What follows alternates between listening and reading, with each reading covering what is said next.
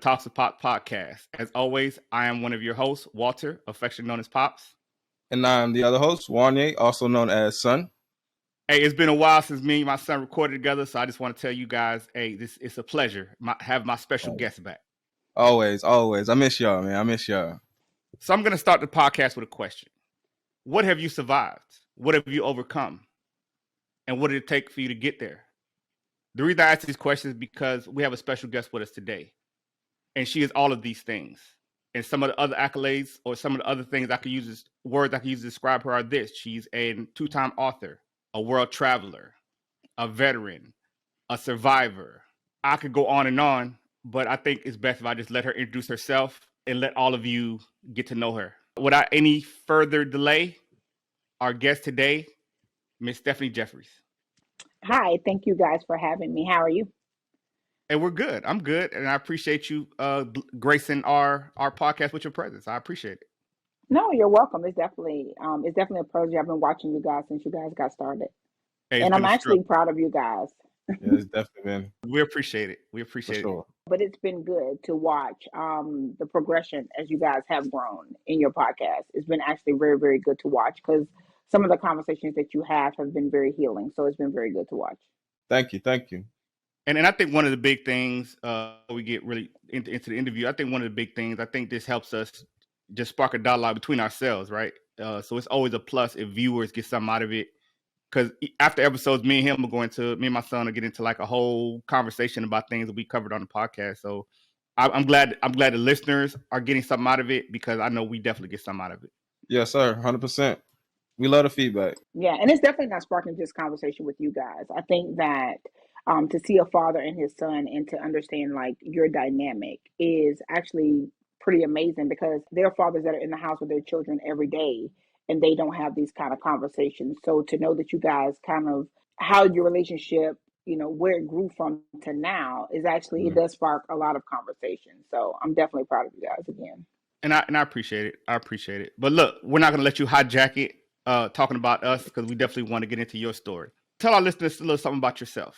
So, of course, my name is Stephanie Jeffries. Most people wouldn't believe it, but I'm from New Smyrna Beach, a little small town in Florida, right outside of Daytona Beach. If I could describe myself, I would describe myself as resilient. But one of the most beautiful things about me is not my resilience, it's my heart. And so one of the things that never ceases to amaze me now at this point in my life, after all that I've gone through, that I still have a good heart, that I desire to have a good heart. So yeah, that's how I would describe me. Just an amazing person with a good heart. And yeah, that's just kind of how I live my life.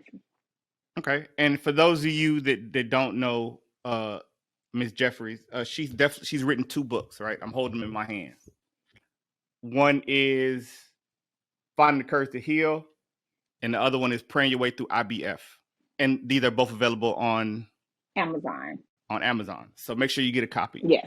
So I read both your books, and when you say you are resilient, I would 100% have to agree with that. I consider myself to have gone through some things in my life, but after reading your book, I pale in comparison. So Finding the Courage to Heal, let's start there, right? So you take us on a journey through your entire life. And like you said, you have a big heart. With everything that you've gone through, with all the challenges you had in your life, how do you feel as though you still were able to keep such a huge heart? So for me, I think that my huge heart comes from my great grandmother. So like to just give you a backstory. So I was abandoned at the age of 6.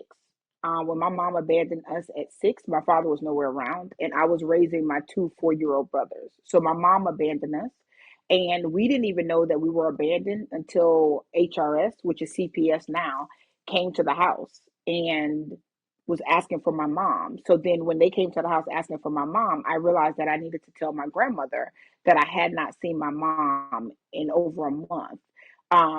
But my grandmother, so when I went to tell my grandmother that, she was shocked because every morning I would get me and my brothers up and go to school. So she just think, okay, well, we stopped at her house on the way to school. We stopped at her house on the way back from school. So she thought my mom was home, but my mom wasn't home for like a month. So then I had to tell my grandmother, like, hey, this guy came to the house. And so she's like, where's your mom? I was like, I don't know. I couldn't tell my grandmother the last time I had seen my mom. And so my life transitioned at that point because then I went to live with my grandmother. So I went to live with my grandmother because my mom had, at this time, my mom had 4 kids. So I went to live with my grandmother, my great grandmother, and my twin brothers went to live with my grandma, my mom's mom. And so we were raised in, at that point, we were raised in 2 separate houses. But my life began to change actually at that point because I had somebody there day in and day out, right? That loved me, um, did everything for me, who, if I could attribute anything to me and the woman that I am, it would be because of my great grandmother, you know? And so as I kind of like, I wasn't the greatest student in high school, because I was kind of out just wild and doing my thing, but I had gotten into some trouble with some girls.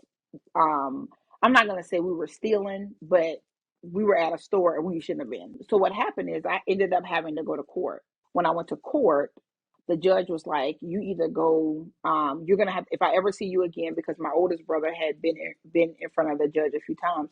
He's like, if I ever see you again, you're done. You're gonna go. Like I'm gonna make sure that I make an example out of you." So, Yes, at what age did CPS come to your home? 6. So, at 6 years old, you were basically taking care of yourself and your two brothers. Yes.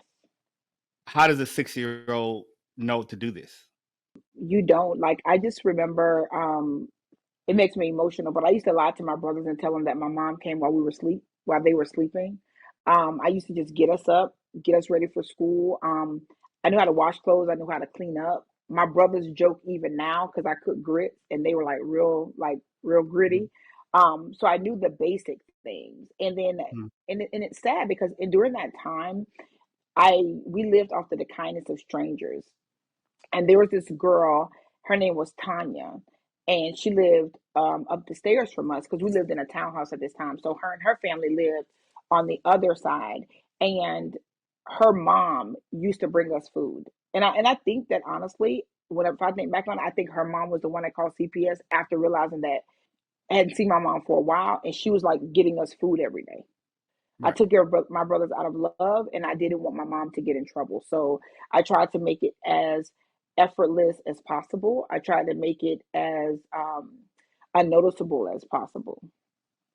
That's crazy. That's crazy.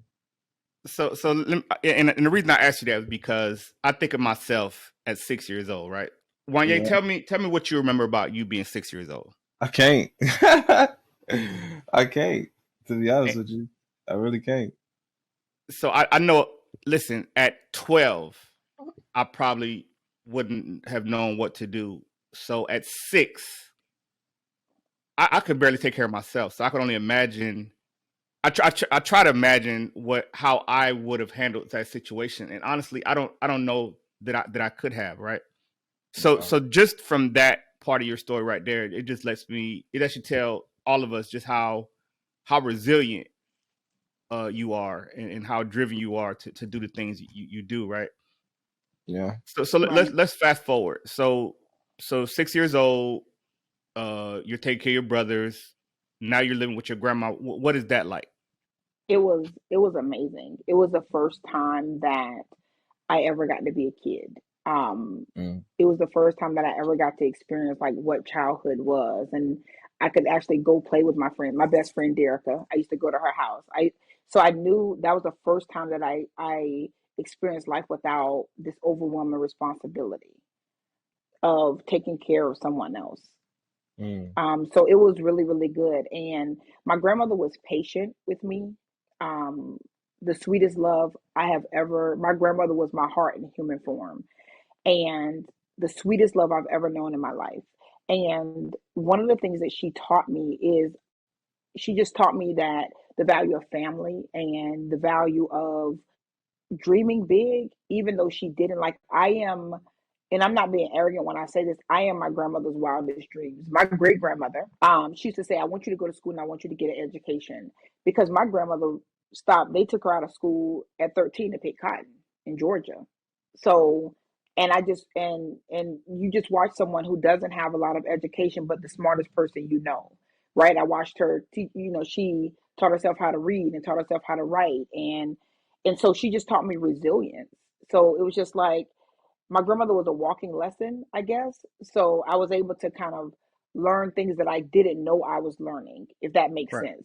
Yeah, I that didn't, makes you know, I sense. didn't realize it till, yeah, I didn't realize it till later on in life. And anyone who's ever talked to me for 20 minutes could say, "Oh, my grandmother said," because that's my favorite thing, you know. Mm, So yeah. I was, I was learning things that I didn't know that I was gonna need until later on when I had to apply them. And I got a question. So, did the separation between like your brothers and stuff did that ever change the relationship between you guys? No, because we No. still went to the same school. We still went to the same school. We saw each other every day. Mm, Um, Yeah, no, it didn't change anything. And actually, we were, because I have an older brother that lived with my grandmother. That mm, that was like when my grandfather, when he was born, my great grandfather took him because gotcha. he wanted a son, so he raised him as his own. So now me and my older brother were now in a house together, and my Mm. younger brothers were in another house. But it did not change the relationship because we had, and to this day, we have a bond that's unbreakable because we always feel like it was just the three of us. Right. Gotcha. Yeah. That makes sense. So let me ask you Yeah. this: so where was your dad in all this? I have no idea.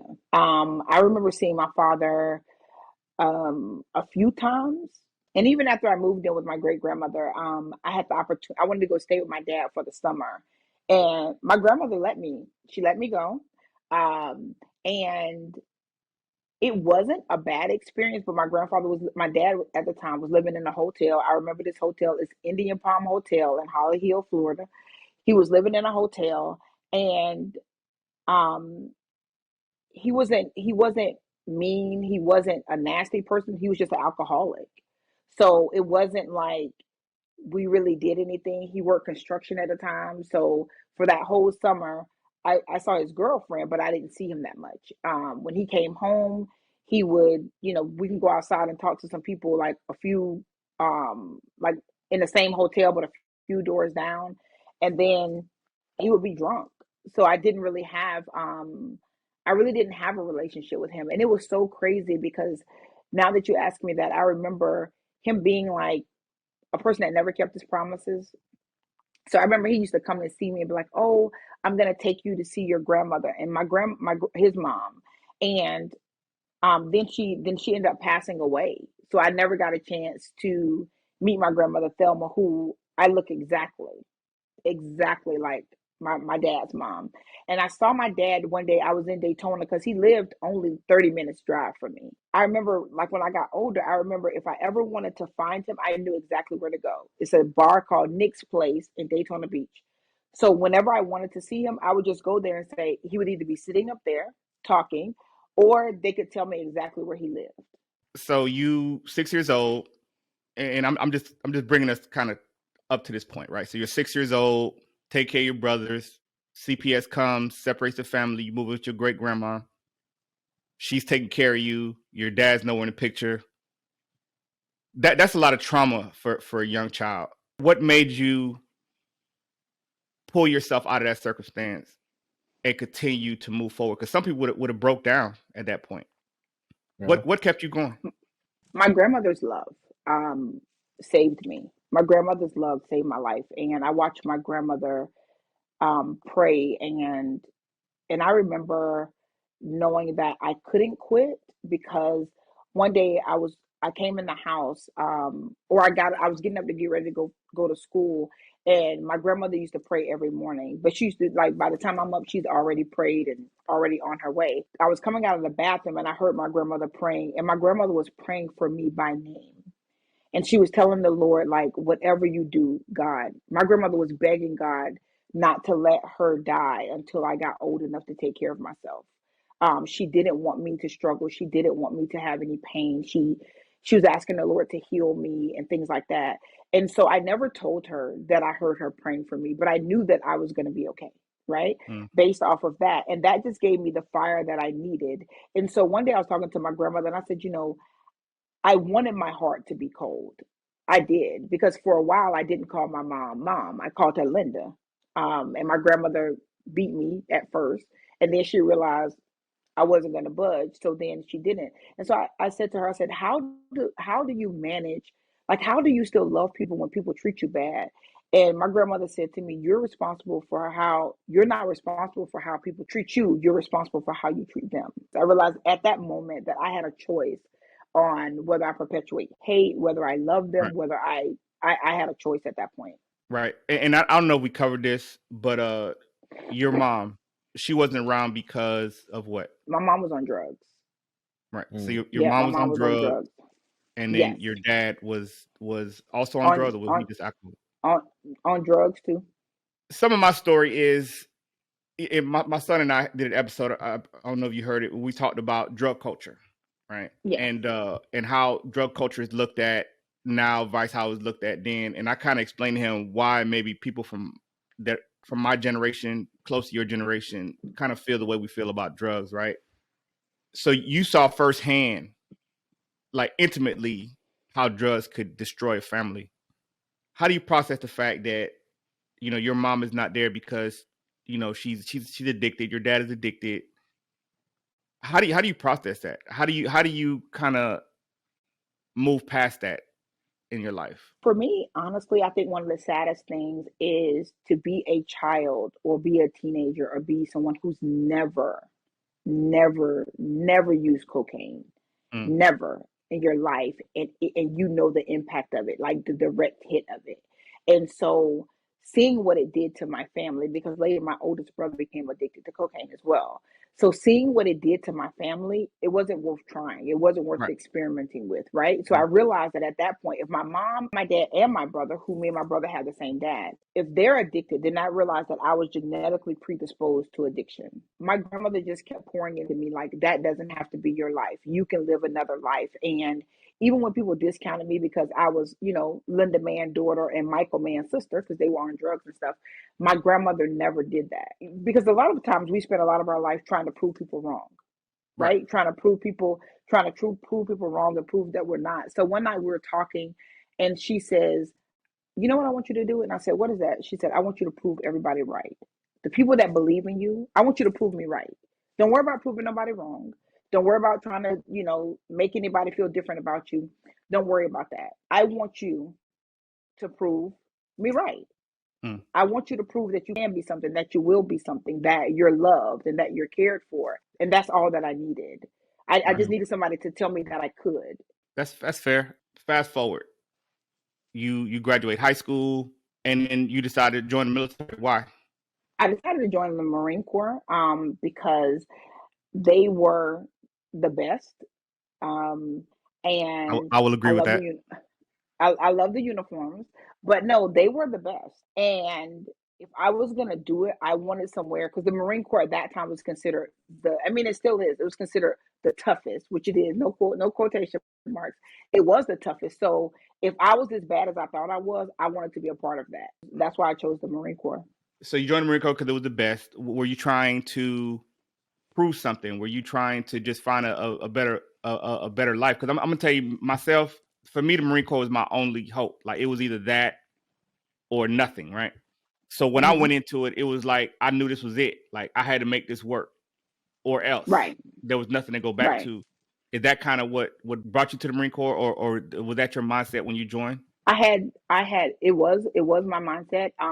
By this time my mom had two two more kids, my sister Leslie and my sister Laria. Um, I had siblings that I had to make proud. Mm, I didn't have a failure wasn't an option. I had siblings that I had to make proud, and I took the responsibility of being a older sister. I took that very seriously because even at that age, I felt like I had to be there for my siblings because my mom was not going to be. I could not afford to let them down. I could not afford to disappoint them. So when I went to boot camp, I didn't really have a problem with authority. So it wasn't anything like that because my grandma had to beat the break. Listen, my grandma had done broke me. Okay, so it wasn't no, it well, wasn't no having a problem with. she didn't beat you. She disciplined you. Yeah. She beat. Okay, she beat me. Beat me because I no. Listen, let me tell you something. Now, I deserved every. I earned those. Okay, because if she said be home before the street lights came on, I'm coming home at midnight because I got to make it worth it. Because I know I'm about to get a whooping. So we're gonna Mm. make it worth it. It was never that. It was the fact that my oldest brother was in and out of jail at the time. My mom was on drugs, and I just wanted to prove that like that. No, I was gonna be something. And my brothers, my grandmother, my great grandmother, Beulah Holt, and my brothers and my sisters were my motivation. Okay. Even my older brother, because I felt like if I just got myself together, and maybe if he saw me get myself together, maybe he would get himself together. So you just wanted to be a role model to your brothers and sisters that wasn't doing so well.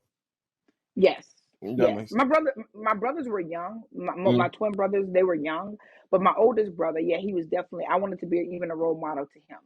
yeah. So how tough was that being the role model and having that on your shoulders through that whole journey? It was challenging, right? Because you know that you can't quit, because if you quit, then you're just another failure in the chain. Mm, And again, you're proving people right that said you weren't going to make it, you weren't going to amount to anything. I was supposed to be, I was going to be pregnant, and you know all mm, kind of stuff. So it's very difficult to do that, but I'm up for a challenge. I like a right, right, challenge. right. That makes sense. So with the pressure of coming in the Marine Corps, trying to make your family proud, how was it when you initially came in? Did you excel right away? Did it take you a while to kind of get going? No, I didn't. I excelled like at a normal rate in the Marine Corps, because Mm, I didn't have any real, like, I think I had some discipline issues like at some point, but nothing that was like career ending. It was okay. like missing curfew, or missing, being AWOL because we had went to the club and stuff like that. It wasn't anything drastic. It was like a cakewalk, honestly, because I was Right. already, like, I was a tomboy, so the physical part wasn't hard. Mhm. Um, Me being away from home was probably the hardest thing, but then what got me through that is understanding that going home wasn't an option, because I didn't, other than my grandmother, I didn't have anything to go back to. Other than my mom, I have a great family. So I'm not saying my family is trash, because they definitely not. I would have been just one more statistic if I went back home. So Yeah. I I was get that. determined to make that work. So how do you wind up in the Army? So I was in the Marine Corps, and then I decided that I was going to go to college. I wanted to get my degree. So after I got my bachelor's degree, I was actually going to do my best. One of my friends, Shonda, became an officer, Mhm. and so she's a Marine. She was a Marine Corps officer, and I went to college, and then I was talking to my colonel at the time, and I was talking to him about, putting in an OCS package, and I was almost at the time where I could like get out or stay in. It's like I was at not like 11 years, 10 or 11 years. And he was very honest with me. Honestly, he was very honest. He was like, hey, listen, um, the Marine Corps doesn't have a lot of black female officers. They just don't. He didn't bash the Marine Corps, but he was like, and they're gonna, and I had been, like I said, I had been in trouble, not a lot, but trouble is trouble. So he was saying that, they're not gonna get to know you as a person. They're just gonna see your record book, and your record, even with the infractions being minor, stacked up against someone who has none, and you're black on top of that. And Right. then he said, and then when you get there, you're stagnating in promotion or whatever. And he says, and now you would have to extend, hoping to get selected for, I think it was MESEP at the time. Right. And so I was like, okay. And he was like, listen, I'm not telling you to get out of the Marine Corps, but I want you to go to the Army recruiter, because that's the closest to what we do, and see what your options are for going into the Army, into their OCS program. He said, because the last thing I want you to do is to extend, and then you don't get selected for the officer candidate program. And then now you're scrambling, trying to, at the last minute, trying to figure out how to get out and what you're going to do. And the next day, I went and talked to the Army recruiter, and I was active duty. And probably like a month later, I was an active duty Marine Corps sergeant in the Army delayed entry program at the same time. Just being a Marine itself wasn't enough. You had higher goals that you was striving for. So your road was blocked one way, so you chose another path, right? Yes. So my goal was to be an officer. So if I could do it in the Marine Corps and I could do it in the Army, then my goal didn't change. The route that I take to get there changes. And I think that Mm. what happens is so many people give up when the route changes, because they feel Right. like it's not for them. But sometimes that's what makes you, that's what gives you the growth that you're looking for, or the change that you're looking for, is just taking the scenic route Right. to get to where you're going. That makes a lot of sense. That makes a lot of sense. Not only did you overcome challenges in your professional career, right? Marine Corps, joining the Marine Corps, making that work, joining the Army, becoming an officer. You've also had to consider, and then overcoming your childhood. As an adult, you also had a lot of challenges that you have overcome. Do you want to talk about some of those? Yes. So we didn't talk about it, but as a child, I was molested. When I was in my mom's care, I was molested, and so with that, you kind of, for me, I would imagine like during the molestation, I would imagine that I was somewhere else, doing something else, right? Right. And I'm gonna bring that home later. But I dreamed that I lived a different life, that I was doing something different. And so then, you become, when you get into relationships, you're looking for somebody to fix all these broken pieces of you. You're looking for someone to fix the broken pieces of you. So I found myself like in relationships, I was overcompensating. I was not getting what I want. And so one of the challenges that I had to overcome, and the biggest challenge that I had to overcome was a miscarriage. Because I always wanted to be a parent. I always wanted to be a mom because that was my opportunity to give my child everything that I did not receive as a child. So then when I had a miscarriage and then I later had to have a hysterectomy, I was challenged a lot, mentally, emotionally. I didn't think it was fair. But I did realize that I wasn't being punished for anything. I realized that um, when they ran tests, I realized that I had to, if had I had a baby at that time, they probably would have been born like deformed because I had fibroids, and my Right. fibroids were like the size of a grapefruit, and so it doesn't move. So the baby's spine could have been crooked. It could have been so many different things. Even though it was difficult, it ended up being a blessing. And my mom passed away, and I went into a depression. So I would have been 3 months pregnant when my mom passed away.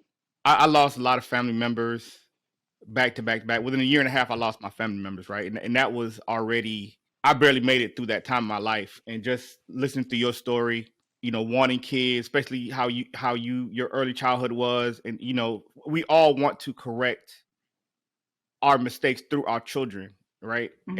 And to be robbed of that opportunity, um, it once again is another reason where you could have laid down and just given up, but you wrote a book about it, and you wrote a Right. book to help other people through it.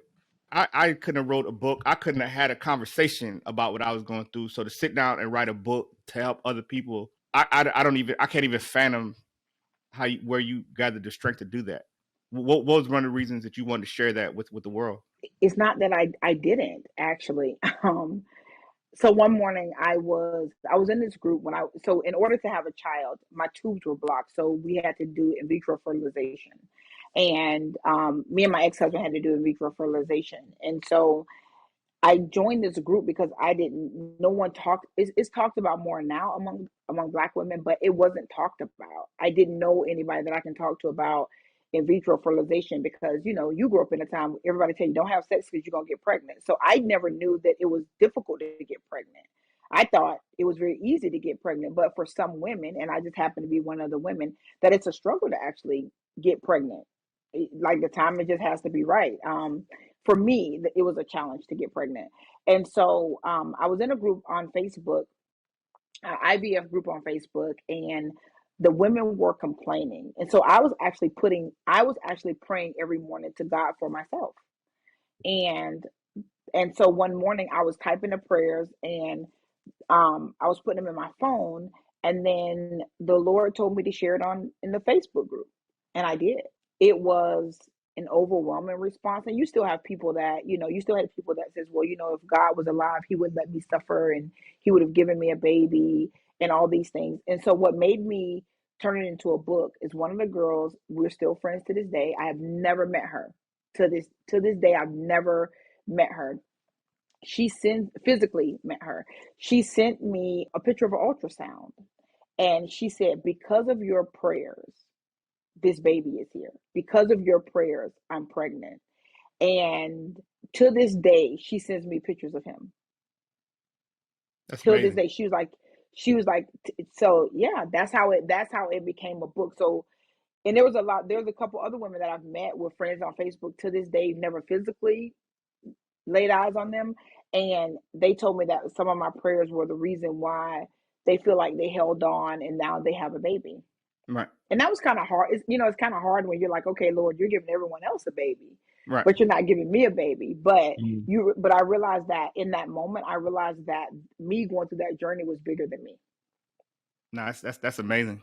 Yeah, that's But crazy. Yeah. it doesn't stop there, right? So not only do you write a book about to help other women through the experience of not being able to have kids, going through the IVF process, then you decide, hey, I'm going to become a trauma coach and help other people deal with trauma. Listen, once again, I don't know if I could have done that. It's hard enough just doing this podcast, kind of walking through the steps of me and my son trying to build a relationship, right? That's already opening up a part of me to the world that it's not ugly, but it wasn't my shining moment. Like, yeah, reconnecting with him and building that relationship Mm-hmm. definitely was a high point of my one of the high points of my life. But just the circumstances behind it and showing that to the world is very difficult, right? Because there's a lot of judgment out there. There's a lot of not all the feedback is positive, Mm. Right. and that's just that. But opening up, I couldn't even imagine opening up my life to just such pain, because it's a loss. Even with a child, without a child, just trying to have it and not having it, that's a loss. So tell me how it is being a trauma coach. I assume what started you on your journey was just kind of understanding how trauma affected you and wanting to help other people. But why would you want to do that? Because my mom died suddenly. I had a miscarriage in March the 21st, 2015. I had a miscarriage, and my mom. I was married at the time, and I was moving from Laurel, Maryland to Fort Benning now. Fort Benning then is Fort Moore. I was moving there. I had sent for my mom to come and help me because me and my mom restored our relationship. So I had sent for my mom to come and help me set the house up. So I arrived on the 18th of May, and then I set it up where my mom would get there on the Greyhound on the 20th of May. So my mom gets there. We're like, I remember she had oxtails because she loves Jamaican food. She had oxtails, rice, and peas. And, we're sitting there chatting, and I'm telling her that, I've started this company, Renew Perspective Coaching, and I want to help people with trauma. And I remember her crying. And I was sitting on the couch and she was walking from the kitchen and she was crying. And I was like, what's wrong with you? And then she was like, I just want you to forgive me. I know I have not been there for you the way that I should have been. And I looked at her, I said, Mom, we forgive you. Like, we love you. We forgive you, because I realized at this point that cocaine is not something you could just stop. It's a sickness. It's an addiction. So it's a disease. It's not, you can just make a choice and quit. I was like, we love you. And so I said, listen, tomorrow I'm gonna get up and I'm gonna make you cut you up some food, and then we'll start getting, because I brought her there to help me set up my house. So I was like, and we'll just, tomorrow we'll get up and set up the house. So my mom goes upstairs. I help her with her luggage. I go upstairs around like 9 o'clock at night, and I'm laughing because I go in the bathroom. I hear her snoring, but when I go in the bathroom, she's sitting on the toilet like dead sleep, snoring. Right. So I just laugh, close the door, and walk away. So the next morning I get up, I go to the gym, I start cooking, I'm cutting up fruit, and it's about 2 o'clock in the afternoon. And anybody who knows my mom know she would have been up. I'm like, she hasn't been out here to eat. She hasn't did anything. And so when I went upstairs, my mom had an aneurysm and a seizure. And so I went upstairs, and then I see her, and she's like, she has blood coming out of her mouth. So I'm like shaking her, and I can hear her going, but she couldn't say anything. And so my ex-husband had just left, so I called him. He came back to the house, and when you live in a good neighborhood, 911 get there. So I think they got there, and I called 911. They got there in probably 5 minutes. They got to my house, so they That took was her to the definitely hospital. a good neighborhood. For It's sure. definitely it's definitely a good neighborhood. So we take her to Piedmont Henry Hospital, right there in Stockbridge, Georgia, and so we go in. They ask me like, hey, did your mom have any a high headache or anything? And I said no, like she was fine. My mother's blood pressure, I think, was like 250 over, God, I think like one something. Like they had Right. ice packs on her whole body because they was trying to break her. I guess she had a fever. They were trying to break it, but they said no, Mhm. she had an aneurysm or whatever. So they, the doctor was telling me like, hey, no, like we're gonna you can go home. We're just waiting for a specialist to call us and let me know what they could do. And so they called me back so I called to the hospital like 11. I was like, nah, I want to go up there.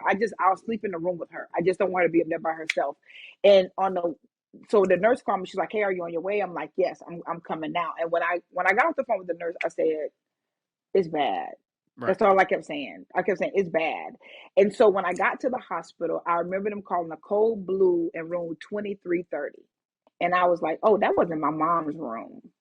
I'm like, okay, there's like, hey, wait right here. Someone's gonna come down and get you. And when the doctor came down, she says, hey, your mom has flatlined Mm. 3 times, and we're trying to bring her back right now. And we got on the elevator, and I told the doctor, I said, stop. I said, radio up, tell them don't. Um, because it's obvious that her and the Lord have talked about it, and she's Right. okay with it. And that was it. And so for me, that changed that that made me go into intensive therapy for myself.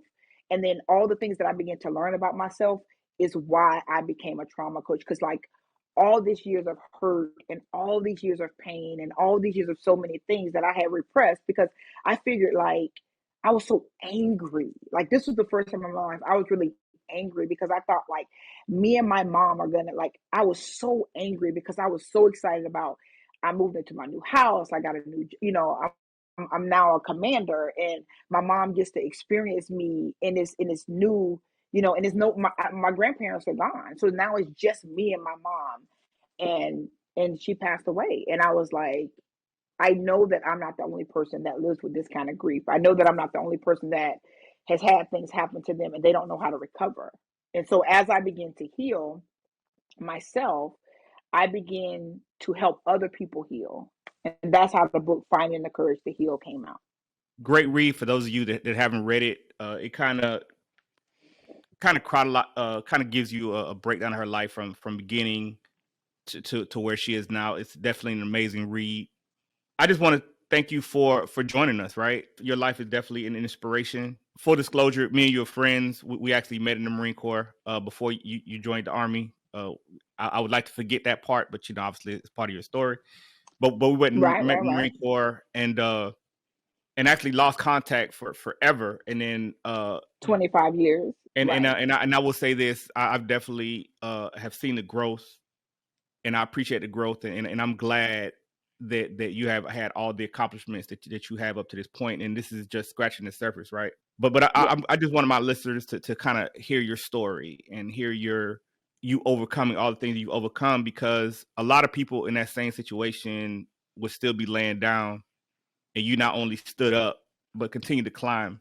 And I think Right. that's inspiration, and not just the Marine Corps part of it, the military part of it, just the personal journey that you went through. I believe in God and all that, but religion is not a huge part. I didn't grow up with religion as a huge part of my life, and obviously you did, and I believe that is one of the things that allowed you to continue to overcome, and like you knew it was going to get better because that's what you had been taught, right? Yes. So, man, I just want to thank you for joining us, and thank you for sharing your story. And I'd love to have you on again. I know my son didn't get a chance to ask a bunch of questions, but we have a lot of topics that kind of need a female point of view. For So sure. maybe me and you maybe my son and I will kind of solicit you and get a woman's perspective on that. I'm I sorry, go am ahead. always up for a varying difference of opinion. Okay, There, okay. that's how we'll say So that's how we phrase it. Okay, okay. That's Yeah. fair. Yes. You got anything for us, son? No, not really. I just want to say thank you for the amazing story, because I know that's going to touch the hearts of plenty for sure, because that is an amazing story and the outcome of it is beautiful. So most definitely, I just want to thank you for coming on the show and giving us that story for sure.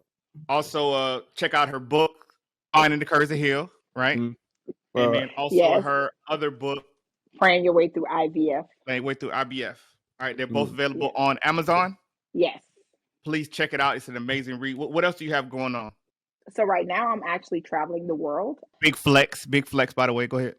It is. It's a big flex because I think that I've spent so much time taking care of everyone else. I was determined for this year to take care of me, the way that I take care of everyone else. So that is the reason why I'm traveling. But I've started Grateful Wanderer Travel, which is a group that hosts trips all over the world. So I'm getting ready to meet a group of ladies in Bali, and then I have another group of ladies that I'm meeting in Paris, and then we have South Africa on the map again next year, Lisbon on the map next year, and a couple other things. So I'm just taking it as it comes. But yeah, that's it. Right now, I'm just traveling. I'm exploring some school stuff. So that has been amazing. And yeah, that's it for me. Well, listen, I just want to congratulate you on everything you got going on. Wish you much and continued success. Do you want to lead the listeners your social media handles, any way to get a hold of you if they want inspiration, they want you as a trauma coach, anything like that? You want to leave your social media handles? Yes. So on Instagram, I am SD Jeffries, Jeffreys. I'm SD Jeffries on Instagram. And on TikTok, I am SD_Jeffries. And all you have to do is just send me a DM. Listen, don't slide in my DMs for no date. That's not what you slide in my DMs for. But if you want to slide in my DMs because you're interested in me being a trauma coach for you, or you're interested on joining a trip, or you're interested in anything like that, definitely slide into my DMs, and I will send you the links to where you need to go to either get a service or go on a trip or anything like that. Okay, so basically, keep it professional. That's what you're saying. Yes, keep it professional or keep it moving. Listen, man, I don't know that's gonna work, but hey, I'm sure you know how to handle it. But anyway, I do. Here at Talks with Pops Show, like I said, I just want to thank you again for joining us. Talks with Pops podcast. Please tune in, like, share, comment. Talks with Pops on all our social media platforms: Instagram, Facebook, TikTok. We have a YouTube channel, Talks with Pops Reloaded. Please check out the episode, this one and many others. Also, if you want to get a hold of Stephanie, please do so. Once again, man, thank you for joining us. Son, as always, I love you. You're my dog. Always. And we ride to the wheels fall off. But I appreciate you guys joining, Stephanie. Once again, I just want to wish you all the success in the world. And thank you again for joining us here at the Talks Pop podcast. It's been my pleasure. Thank you, guys. All right. See ya. Later.